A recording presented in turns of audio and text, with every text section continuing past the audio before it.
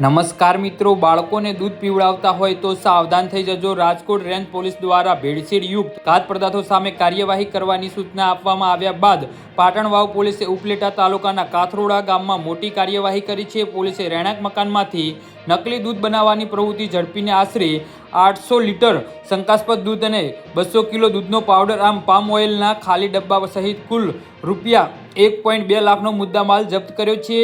જી હા મિત્રો, અત્યારે હાલના સૌથી મોટા અને મહત્વના સમાચાર સામે આવી રહ્યા છે। તો મિત્રો, સમાચારમાં વધુ વિગતવાર વાત કરીએ તો પોલીસને બાતમી મળી હતી કે કાથરોડા ગામમાં રહેતા ભાવેશ ભીખાભાઈ પોતાના ઘરે રહેણાંક મકાનમાં દૂધ અને અન્ય પદાર્થો ભેળવીને નકલી દૂધ તૈયાર કરતા હોવાની શંકા છે। તો બાતમીના આધારે પોલીસે પંચો અને ફૂડ સેફ્ટી ઓફિસરને સાથે રાખીને સ્થળ પર જ દરોડો પાડ્યો હતો।